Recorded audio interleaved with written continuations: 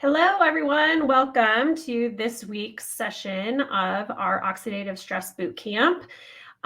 Today, we have Dr. Jason Chen, who is going to be talking to us about the oxidative stress impact on the endocrine system. Dr. Chen did have a previous engagement, so this is a recording. I am going to be answering Q&As as best as I can throughout, so I will keep a monitor of the chat. And then if there happens to be any questions that I cannot answer, we are going to shuttle them over to Dr. Chen and get you guys answers within the week. So please make sure to still ask your questions, and I'll be in communication with you through the whole session. So thank you so much again for joining us, and we will go ahead and get started. Hi everyone, it's good to see you again. I wanted to follow up where we last left off and kind of move into an area that's a big passion of mine, kind of in our clinic. I am leading our effort to really help people look the way they feel and feel the way they look with regenerative aesthetics and sexual health and wellness, not just in women, but in men as well.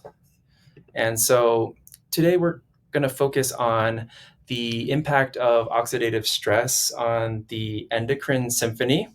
And yeah, it is really like an orchestra. As we go through perimenopause and menopause and postmenopause, we no longer have to wait until people are having amenorrhea for more than 6 months. We can help them with their night sweats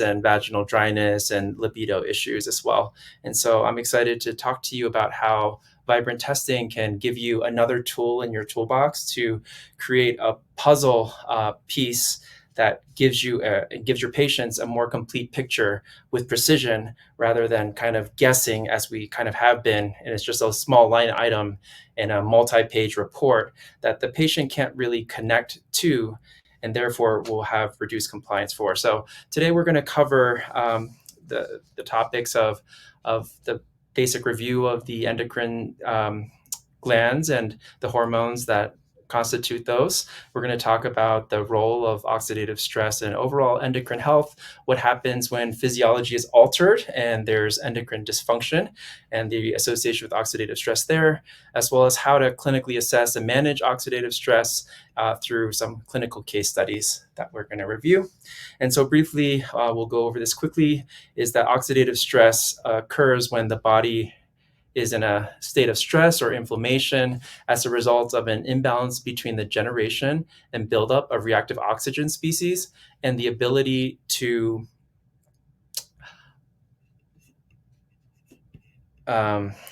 eliminate these reactive byproducts through both innate biological systems and dietary antioxidants.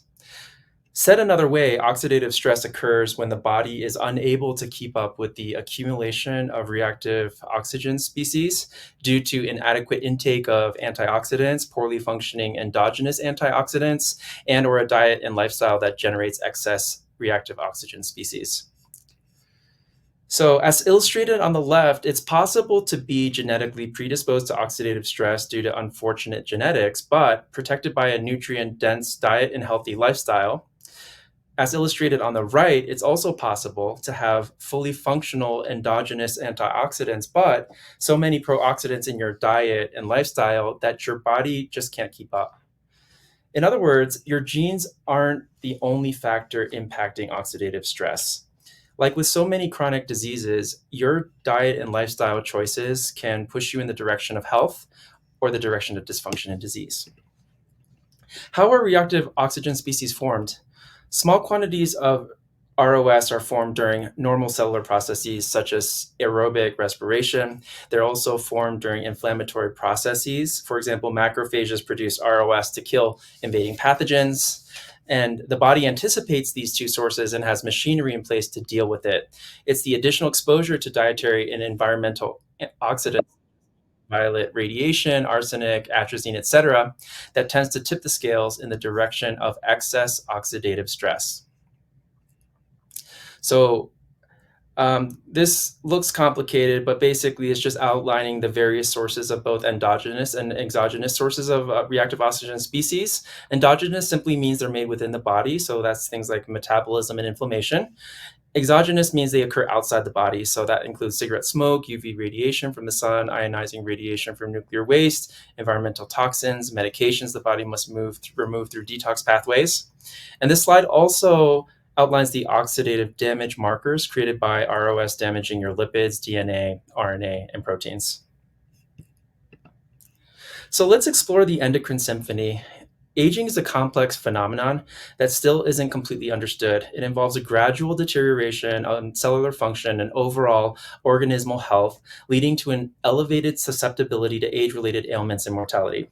As discussed, one of the most widely accepted theories to explain why organisms age and die is the oxidative stress or free radical theory. So this is not a new concept. It's a paradigm that's been around for ages that states that random unrepaired cumulative damage to macromolecules caused by ROS is the leading driving force of aging. So abundant evidence suggests a strong connection between oxidative stress and inflammation, with aging characterized as a chronic subclinical inflammatory state. This doesn't happen overnight, right? It's going to happen over time. It's cumulative damage. So inflammation is the bridge that connects oxidative stress and the aging process in endocrine tissues. Understanding the impact of oxidative stress on the aging endocrine system is crucial for developing interventions to promote healthy aging. So let's briefly review the major endocrine glands. There's several, that's why we call the homeostasis. It's like you got the winds, you've got the strings, percussion. And so all of these have to perform well to create beautiful music. So you've got the hypothalamus, which is in the brain, that produces and releases the neurohormones that regulate the secretion of hormones from the pituitary. You got the pituitary, which is often referred to as the master gland, which is located at the base of the brain, secreting numerous hormones that regulate other endocrine glands like growth hormone, thyroid stimulating hormone. Got the thyroid gland, which is in the neck, which regulates the production of thyroxine T4 and triiodothyronine T3, which regulates metabolism, growth, and development. And most of your cells do have thyroid receptors, so very important. Parathyroid glands, typically 4 small glands located near or within the thyroid gland that produce parathyroid hormone, which regulates calcium homeostasis and phosphate levels in the blood and bone.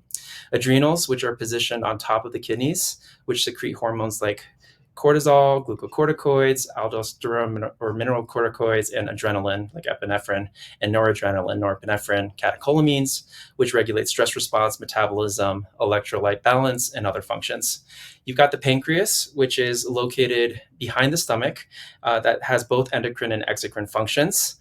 That consists of a cluster of cells. The endocrine portion, consists of a cluster of cells called islets of Langerhans, which produce hormones including insulin from the beta cells and glucagon from the alpha cells, which regulate blood sugar levels. Pineal gland, situated deep within the brain, produce melatonin, which helps regulate sleep-wake cycles, circadian rhythms, influences reproductive functions. Ovaries, which produce estrogen and progesterone in females, regulate the menstrual cycle, pregnancy, secondary sex characteristics, and in the male's testes, which produce testosterone, which regulates sperm production, libido, and secondary sexual characteristics. So these all work together to regulate all the various physiological processes and maintain homeostasis within the body. So let's go ahead and advance to the overall macro kind of functions of metabolism, growth and development, reproduction, and stress response. And this is kind of a nice slide that just ties together all of the locations anatomically of the endocrine glands, and we covered their function in depth. So let's explore the interconnectedness and regulation within the endocrine system. This is a really nice slide that kind of ties it together, that just basically shows that a stressor is going to trigger the paraventricular nucleus of the hypothalamus to create corticotropin releasing hormone and vasopressin, which prompts the anterior pituitary gland to release ACTH. ACTH then stimulates the synthesis and secretion of glucocorticoids from the adrenal cortex. To counteract the adverse effects of prolonged exposure to glucocorticoids, a stringent feedback mechanism operates at the pituitary, hypothalamic, and hippocampal levels to regulate the activity of the hypothalamic pituitary adrenal axis, or the HP axis. Notably, the activation of hippocampal neurons expressing glucocorticoid receptors plays a crucial role in inhibiting the HPA axis. However, during aging, which you can see by the red lines, dysregulation of the HPA axis activity control, possibly due to increased oxidative stress in the hippocampus, stimulates glucocorticoid release. This in turn causes neural damage in the hippocampus, further impairing the inhibitory control of the HPA axis. So in the next slide, we'll talk about oxidative stress and the aging endocrine system. Reactive oxygen species are an inescapable byproduct of oxidative metabolism and really life itself, right? Life is inflammatory.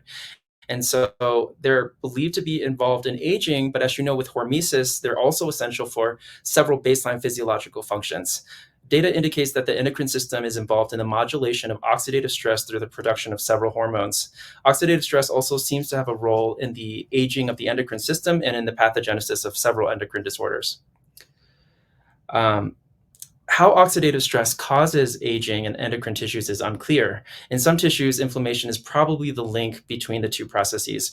ROS can induce inflammation directly by acting on transcription factors, such as nuclear factor kappa beta, and indirectly by modulating other processes, such as cellular senescence, mitochondrial dysfunction, and microRNA production.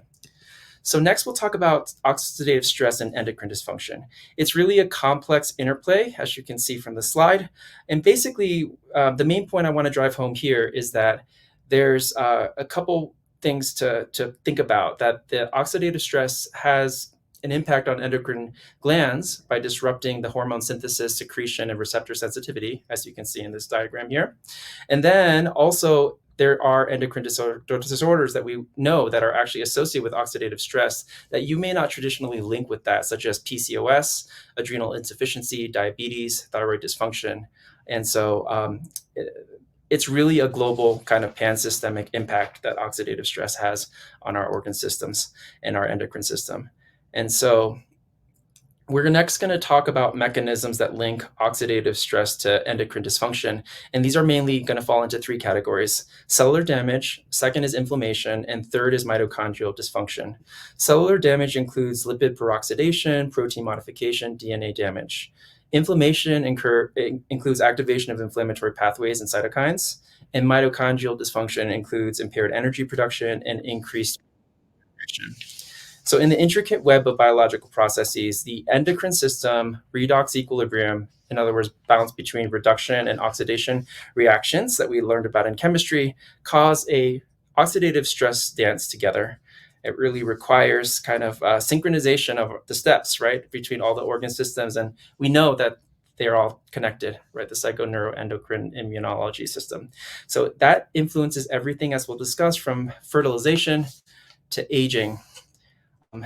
And so it's very important that we think about this complex relationship where we see the interplay among all these elements. And so let's next talk about oxidative and continue to further explore this and talk about what we can do. So that's the bad news. The good news is there's a lot of things we can do to mitigate the impacts of oxidative stress, which include plant-based compounds like alkaloids, flavonoids, phenolic acids, coumarins, because they all have demonstrated anti-diabetic and antioxidative effects in the literature that we know about for promising novel therapeutic interventions. There's additionally dietary antioxidants such as selenium, zinc, polyphenols, vitamins, and probiotics, which have also shown potential in mitigating oxidative stress resulting from adrenal hormone imbalances. Furthermore, the study of antioxidants extends beyond traditional endocrine disorders. For instance, in the realm of reproductive health, antioxidants like melatonin have shown promise in improving male fertility by protecting testicular tissue from the harmful effects of toxic substances and enhancing sperm quantity and quality. In summary, from this slide, the integration of antioxidant supplements into conventional therapeutic approaches has emerged as a focal point in addressing a myriad of pathological conditions, including endocrine disorders. And by unraveling the intricate relationship between hormones, redox state, and oxidative stress, we pave the way for novel therapeutic avenues and improved patient outcomes. So let's look at one of the most common causes for patients to visit us is thyroid dysfunction. We know that oxidative stress exerts a profound impact on thyroid function, disrupting the intricate processes involved with thyroid hormone synthesis and secretion. Within the thyrocytes, iodine is transported into the follicular lumen through the sodium ion, iodide transporter, and oxidized by the hydrogen peroxide system facilitated by thyroid peroxidase. This iodine is then utilized to iodinate tyrosyl residues in thyroglobulin, forming monoiodotyrosine and diiodotyrosine. And subsequently, T4 and T3 are produced through the coupling of these iodinated intermediates, and thyroid hormones are secreted into the bloodstream. However, the constant exposure of thyrocytes to H2O2 and potential impairment of the antioxidant system during aging can lead to the accumulation of oxidative damage. This phenomenon may include morphological and functional alterations within the thyroid gland, including changes in the structure and antigenicity of thyroglobulin and TPO. These modifications, depicted as ROS-modified molecules, are highlighted in orange in the figure, and such oxidative damage will contribute to the pathogenesis of various thyroid disorders, including autoimmune conditions and neoplastic diseases. In summary, oxidative stress disrupts the finely tuned mechanisms of thyroid synthesis and secretion, ultimately contributing to thyroid dysfunction and the development of associated diseases. Understanding the impact of oxidative stress on thyroid function is crucial for developing targeted interventions aimed at preserving thyroid health and mitigating the progression of thyroid disorders. So that's great. We can move on to the next topic here and talk about the adrenals. So after the thyroid, we think about adrenals, and of course, adrenal fatigue is one of those popular diagnoses that's coming back into the forefront of functional medicine. It's characterized by dysregulation of the HPA axis and a progressive decline in the adrenal production of androgens. Excessive generation of reactive oxygen species and oxidative damage might be responsible for the age-dependent loss of androgenic function, especially by damaging cellular membranes involved in mitochondrial transport of cholesterol and steroidogenesis through lipid peroxidation. Indeed, the risk of damage from lipid peroxidation is especially high for steroidogenic cells because these cells, which are rich in lipids, use molecular oxygen and produce high levels of ROS through cytochrome P450 systems. Interestingly, oxidative stress-mediated inhibition of adrenal steroidogenesis during aging is accompanied by a selective activation of P38-MAPK, which is a negative determinant of adrenal steroidogenesis. In addition, evidence indicates that aging modifies the expression of two oxidant-sensitive transcription factors, AP1 and nuclear factor kappa beta. So let's talk about pancreatic dysfunction. As individuals age, there's a heightened accumulation of various cellular stresses within aged beta cells of the pancreas, which include reactive oxygen species, unfolded proteins, DNA damage, islet amyloid polypeptide, advanced glycation end products, and others. These intracellular stresses render beta cells more vulnerable to apoptosis. Additionally, aging is accompanied by an increase in cell cycle inhibitors like P16INK4A and a decrease in cell cycle activators such as CDK4 and CDK6 within beta cells. These alterations result in reduced proliferation and regenerative capacity, leading to cellular senescence of beta cells. Senescent beta cells secrete a range of factors known as senescence-associated secretory phenotype, which promote the senescence of neighboring healthy beta cells through paracrine signaling. Moreover, aging affects the vasculature within islets, leading to oxidative damage, inflammation, and fibrosis, which may further disrupt beta cell function. Apart from changes within the islets themselves, external factors also contribute to age-related diabetes. This includes a decline in insulin sensitivity and peripheral insulin-responsive tissues with advancing age, resulting in an increased demand for insulin and eventual exhaustion of beta cells. Altogether, the diminished insulin capacity of beta cells and the heightened insulin resistance associated with aging culminate in inadequate glucose control in elderly individuals, ultimately leading to the onset and progression of age-related diabetes. So we typically think of infertility in females, but certainly as we discuss, oxidative stress can certainly affect sperm quality, motility, and volume. And so oxidative stress is crucial in not just women, but men. And many of the differences can be traced back to sex hormone levels. Mitochondrial oxidative stress, interestingly, is higher in men than in women. And so the higher levels of estrogen in women are thought to protect women against aging by upregulating the expression of genes related to antioxidants and longevity. This protective role of estrogens has been confirmed by the finding that oxidative stress in ovarectomized rats, in which rats' ovaries are removed, increased to the same levels as seen in males. In addition, estrogen replacement therapy in ovarectomized rats restores peroxide levels to those found in normal females. Conversely, androgen deprivation and androgen receptor activation both seem to induce oxidative stress. These observations contribute to the explanation of the longer lifespan of females than males in many vertebrate species. So let's talk about reactive oxygen species in men and women and how that differs between the two genders. So we have reactive oxygen species being essential for oocyte maturation, ovarian steroidogenesis, and the function of the corpus luteum. They're also involved in the selection of the dominant oocyte in the induction of ovulation. However, ROS can contribute to ovarian aging by causing cumulative DNA damage over years of ovulation, leading to a decline in oocyte and follicular quality, ultimately culminating in menopause. Similarly, in men, ROS affects testosterone synthesis and spermatogenesis. Leydig cells responsible for testosterone production are susceptible to ROS, which inhibits steroidogenesis by suppressing cholesterol transfer and decreasing expression of steroidogenic enzymes. Testicular aging also involves oxidative damage to the seminiferous tubules, impairing sperm motility and viability. The vicious cycle between oxidative stress and hyperandrogenemia insulin resistance leads to ovulation disorder in polycystic ovarian syndrome, or PCOS. PCOS is a common reproductive endocrine disease that is characterized by oligoovulation or anovulation, hyperandrogenism, and polycystic ovaries observed using ultrasound with high clinical heterogeneity.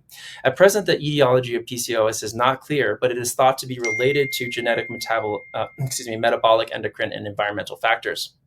Hyperandrogenism interacts with insulin resistance and overweight / obesity, forming a vicious cycle of mutual promotion and participating in the currents and progression of PCOS. Oxidative stress refers to the imbalance between the oxidation system and antioxidation system in the human body, which is associated with the occurrence and development of various diseases. Recent studies have shown that oxidative stress may be closely related to ovulation disorders and PCOS, and antioxidants can improve the oxidative stress status of PCOS. However, previous studies did not examine the effect of the interaction between oxidative stress and hyperandrogenism, insulin resistance, or overweight / obesity on ovulation disorders and PCOS. So this is a really interesting article I found that looks and explores this connection deeper between oxidative stress and hyperandrogenism, insulin resistance, and overweight / obesity. The effects of oxidative stress, hyperandrogenism, insulin resistance, and overweight / obesity on ovulation disorders and PCOS.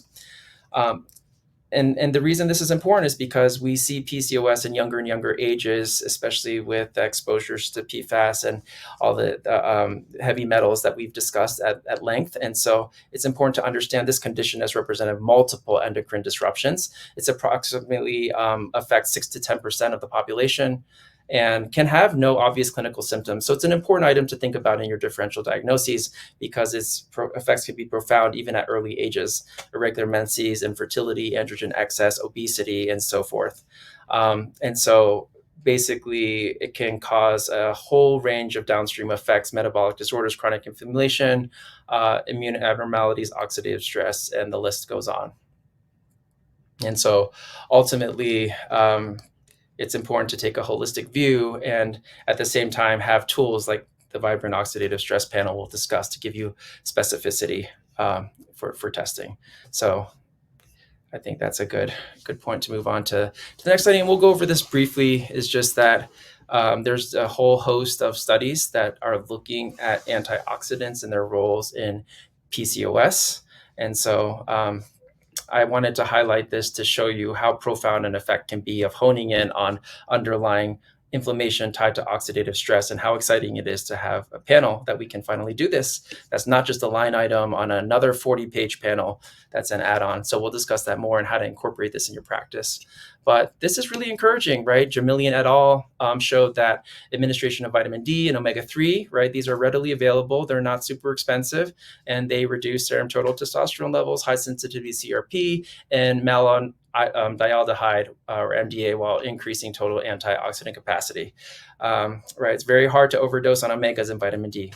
Similarly, combining vitamin E and omega-3 reduces the expression of pro-inflammatory cytokines and upregulates peroxisome proliferated activated receptor or PPAR gamma, thereby improving oxidative stress status in PCOS patients. And so we're not going to go too much into this, but you can see various antioxidant combinations that you most likely use already, which is good to have further evidence supporting magnesium and zinc, melatonin, and CoQ10 on PCOS patients. And one could argue many patients who are suffering endocrine disruption. And so, yeah, these are just a nice kind of evidence-based summary that you can look at. Looking at quercetin and other antioxidants that can further reduce fasting insulin levels and impact insulin resistance status and optimize hormonal profiles and help your patients with the night sweats and the libido issues and difficulty with orgasms and all the other downstream impacts that really impact patients suffering from oxidative stress overload. And so by targeting the oxidative stress with tools such as the ones we're going to discuss today, that gives you another tool to personalize your approach to therapy and really help not just your patients and yourself, but their families to connect the dots and the molecular dots with their health and improve their outcomes. So we want to also talk about men as well, and the fact that ROS basically can play critical roles in pathways that we know are important, that are vital for Leydig cell survival, like RAS ERK1/2, that facilitates sperm maturation and function, protect against DNA damage. But as individuals age, there's a gradual increase in ROS levels or decline in the effectiveness of antioxidant systems, leading to oxidative stress in the testes. This excess ROS can hinder the production of hormones and Leydig cells and harm sperm quality and function by causing lipid peroxidation, DNA damage, and protein modifications. Endogenous ROS also have a physiological role in testes, which you can see here, because the ROS, as we discussed before, serve as a positive signal for maintaining a functional population of adult Leydig cells. Low levels of ROS are needed to regulate the maturation and function of spermatozoa, including sperm capacitation and acrosome reaction. Despite the low oxygen tensions that characterize the testicular environment, the testes are highly vulnerable to oxidative stress, mainly as a result of the abundance of unsaturated fatty acids, the local production of ROS in the mitochondria, and of several enzymes, including xanthine oxidase, NADPH oxidase, and cytochrome P450. To support a correct Leydig cell steroidogenesis and spermatogenesis, a complex battery of enzymatic and non-enzymatic antioxidant defense systems work to prevent damage from lipid peroxidation. So great, that was a lot, and we're going to launch into the case and discuss, again, the main point of the thesis of this presentation, which is that with the ways to not just guess at qualitative levels, we can now determine with precision quantitative levels of oxidative stress. And I'm going to present an interesting case that I saw in our practice. And she's a young female, really no significant past medical history other than homozygous factor V, who came in with complaints mainly of heat, rash, constipation, bloating, fatigue, anxiety, and low blood sugar, so affecting multiple systems. And basically she had a rash. Chronologically, I did a functional medicine timeline, but I kind of do a hybrid combination of like a functional medicine timeline and a targeted kind of RO review systems and a history of present illness, but nothing too outstanding other than this rash that really was bothering her, triggered particular food or environmental factors that she could notice, especially after long calls because she works as a remote worker post-pandemic, 9:30 to 4:30, nonstop back-to-back calls. Not particularly pruritic or painful, but it did feel hot to her. And she did know getting stress from organizational restructuring and right sizing, and that she was taking on a new role. So her stress was quite high. She had developed post 2021 and COVID in 2022 congestion, loss of taste, decreased appetite, and then a perioral rash for which she was prescribed doxycycline by a dermatologist with an escalated dose over a month, which worsened her rash, and had been on minocycline in high school for acne, for which, interestingly, the dermatologist prescribed, and it resolved the rash, but then constipation occurred after the antibiotics.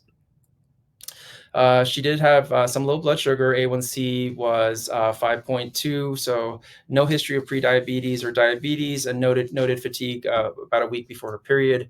She had a diarrhea workup in 2017 because of persistent diarrhea, which really was interfering with her quality of life. And also her performance. And so at work, she had a comprehensive testing included parasitology, stool culture labs were normal.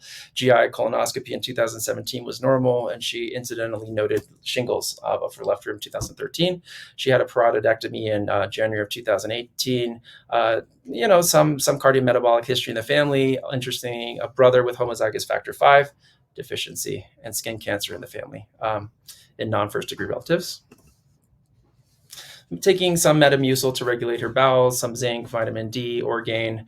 Her nutrition is very healthy, other than an occasional alcohol, really just trying to eat a kind of more of a Mediterranean-based diet. There was some caffeine consumption, but kind of within a reasonable limit. Try to eat mainly gluten and dairy-free, exercising regularly, including high-intensity interval training, and she enjoyed weight training. Again, noted stress with remote work, very difficult to create boundaries, taking work home with her, no children, but excellent relationship with her support network, which was great. GI-wise, improved with Metamucil in terms of regularity, her digestive health. She did have bloating, but no diarrhea or gas, and overall about one time a day in terms of elimination. Reproductive health, pretty regular 28-day cycles that lasted for 5 days.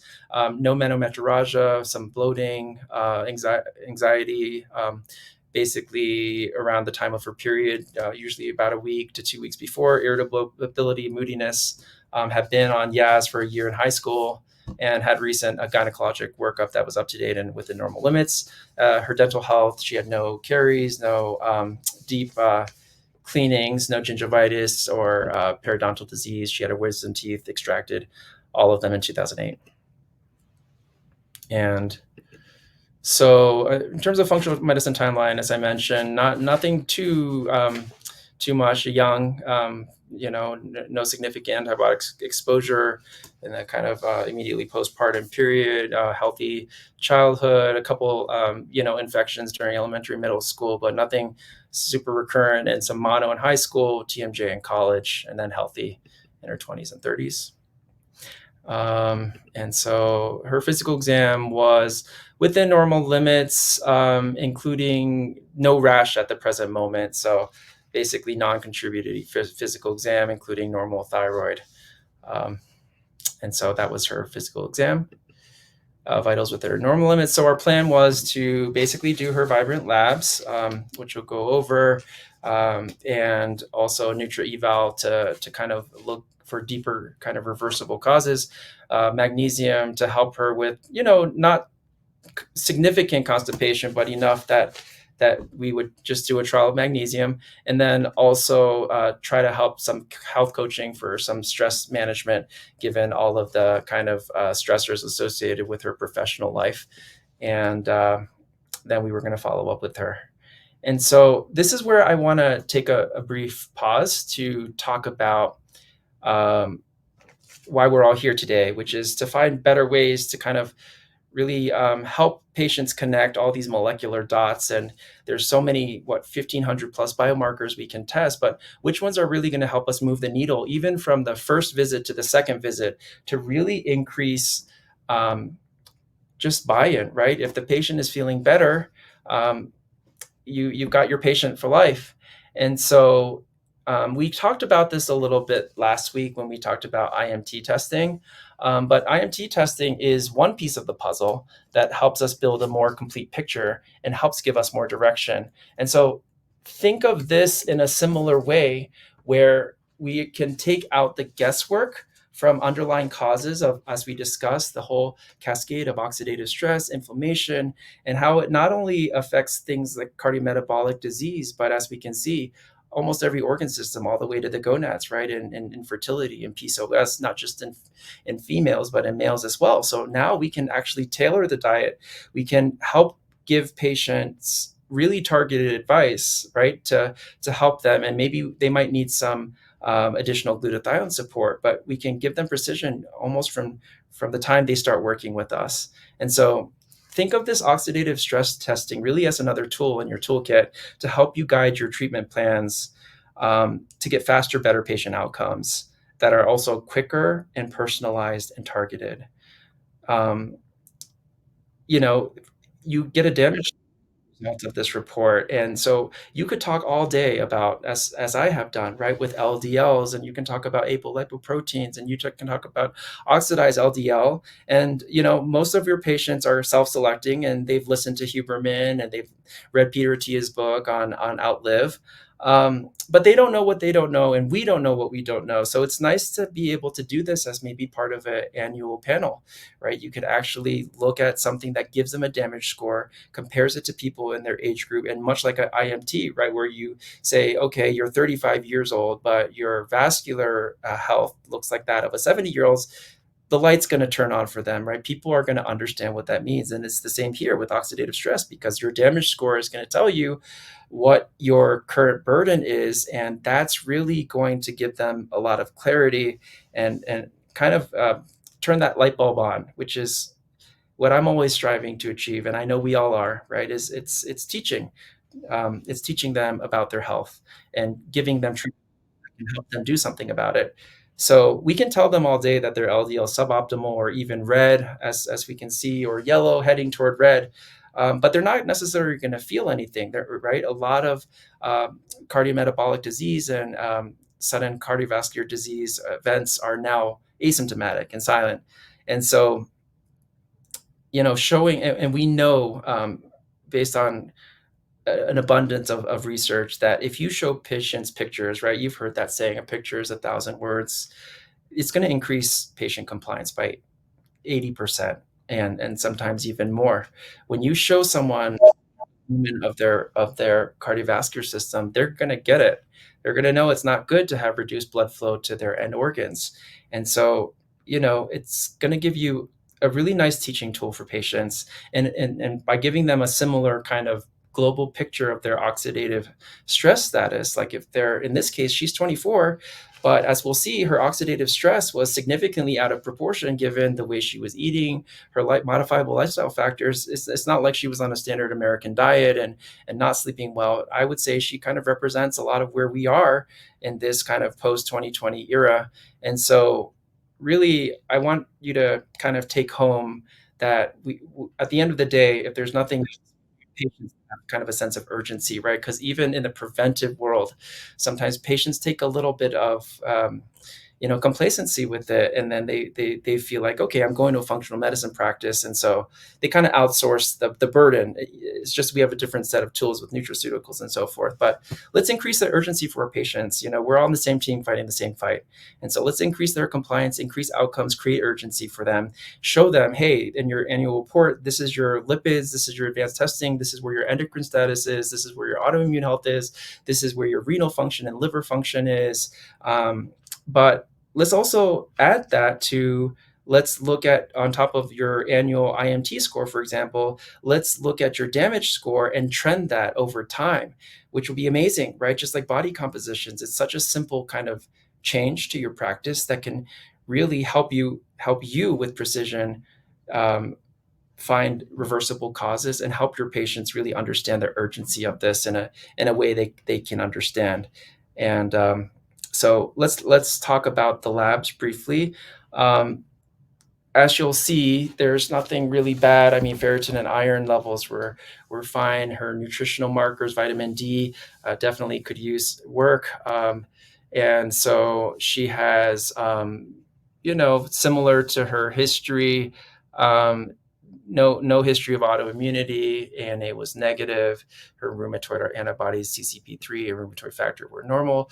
Beautiful labs in terms of her lipids, in terms of her inflammation. She could use a little bit of help with her oxidized LDL, but otherwise apolipoprotein status and lipoprotein markers looked great. And in terms of, she's almost optimal. Her A1C was near longevity optimal goal of 5.0. Insulin, there were no signs of insulin resistance on beta cell function, which we know is tied to oxidative stress. And her metabolic profile showed, a little bit of basically maybe a little bit of dehydration happening or salt intake, but otherwise, I would say AST, ALT, looking at oxidative stress in the liver, is good. So biosynthetic function good of the metabolic organs of the liver and the kidney. Her thyroid looked great, I think, as well. She wasn't complaining of typical symptoms. She had no antibodies, no TPO antibodies, undetectable. Antithyroid globulin levels undetectable. And reverse T3 was okay in the context of stress, right? Stress and starvation increases reverse T3, but in her case, okay, could use some improvement there. And then in terms of her hormone status, I think there was, in terms of libido, no significant concern. So I thought testosterone was okay, but maybe something to consider overall in terms of energy and in terms of stress management. Otherwise, nothing too significant to act upon based on her chief complaint and her history of present illness. And then her CBC, her white blood cell count was consistent with her prior values. Her differential was within normal limits, and there was no signs of anemia. She could probably use a little bit of B support given the macrocytosis of her MCV, but platelet count was normal, so no significant blood dyscrasias. We use IGF as kind of a surrogate marker for growth hormone, looking good there as we'd expect. Cystatin C and GGT for kidney and liver functions respectively were normal and could use a little support with omegas as well. And so basically that was her labs there. And we went over this. And so this is that test we used to look at her Nutri-Eval, and as you can see, she did have some oxidative stress and she had some inflammation. And so those were areas. And then if we further proceed, there were definitely some support that could be used in her knees as well as with her mineral status, but nothing particularly too bad. Digestive health was good. And so this is, of course, for if you're not ordering a lot of these, it's just a graphical kind of indicator that helps them show the ultimate connection between energy production and mitochondrial health and its connection to the citric acid cycle. And so overall, basically nothing too much to move the lever that didn't already get addressed in terms of our overall picture, but certainly some nutritional support, some micronutrient support, and as we were discussing, some kind of vitamin support as well. But this is what I was talking about before, right? If you all look at it, I mean, where are you going to even look for oxidative stress? And there's just so many lab values. And again, just because we have lab tests doesn't mean we should order them, right? Again, what would you do without that test, and how does that test change the management? But some patients will ask for that, and being able to provide them with reports, even though they might not be your first choice. Anything again that can help foster that relationship, but otherwise, nothing particular here. And so basically, we put her, as you know, on a very basic kind of needle, but being so young, I think a lot of it, again, isn't just treating symptoms, it's really listening to the patient. As we know from functional medicine, right? It's about gathering the information and not just getting all the data, but also telling the story back to the patient to make sure that you're in alignment with what their pain points are, which again is tied back, not to be a broken record, but the importance of why we're here today. Because the more precision we can do, it's not, a lot of people are tired and supplement fatigue is a real thing. And so it's nice. I think now looking back, if I had that, I think that would be much more actionable for her and give us a lot more precision with the issues she faces, and so many people, right? So many of our patients look like this with pansystemic problems that can have a biopsychosocial as well as a medical somatic component too. And so based on the test results that we looked at from the Nutri-Eval and also her hormones just given to help her with stress and her adrenal function, and maybe as you could see, the testosterone could use some improvement, DHEA at a low dose, some Bs as we saw from earlier, her oxidized LDL to help kind of with throughput there, ALA as we saw from the Nutri-Eval to also help her with energy and oxidative stress, and vitamin D to help her with her levels, as well as K2 90 micrograms with omegas to help improve her to improve her perfusion. Candidatrol, we went over that quickly, but there was a little bit of elevated yeast markers, so that was just a nice kind of way to help balance that in terms of her vaginal biome. Magnesium, as we discussed, was helping her with her digestive health. And so things to avoid dysbiosis and to just overall improve inflammation. So how nice would it be here to have a panel where we can say, okay, this is all of these supplements based on the current testing, but another layer again for a puzzle piece to give you a complete picture to say, what would her oxidative stress be, which gives you so much more actionable input and gives your patient something to really focus on and to work on, like a IMT or a body composition. And so, thank you all today for coming to the presentation, and look forward to answering any questions or looking for ways that we can further collaborate. Our team will be happy to share my information with you, and just appreciate the opportunity to talk to you all today. Thank you. Awesome. Thank you so much. Thank you so much for your engagement. We do have some great comments. Doesn't look like we have any specific questions, more so comments as related to the case. And yes, all accurate as far as, biotin attenuating the mitochondrial ROS, and that's and that is low. So that would be an actionable item.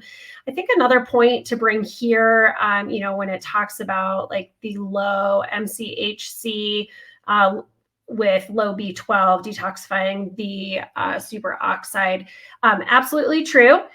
This is where we would, within that genetic pathway, want to look and see how are her enzymes and genetic SNPs that control from the hydrogen peroxide or from the superoxide down to the hydrogen peroxide. Is there issues with that SOD genetic SNPs there? Are those things that we do need to upregulate versus downregulate? Where is her, we know her level is low, and then being able to kind of correlate that back to her damage markers. Obviously, working through cases that we've all had before when this panel hasn't been available, but being able to now bring that in as to that next step, to be able to say, these are things we were seeing, how does it all relate? And does that then relate to her overall endocrine health? So, again, if we don't have any other questions, we'll finish up for today, but thank you so much for some great comments. We are working on getting an estimated date of completion for the interpretive guide. I do know it's in its final development status, and we'll be able to let you guys know about that as soon as we have a date. So thank you again so much, everyone, for joining us today, and we will see you again next week. Bye-bye.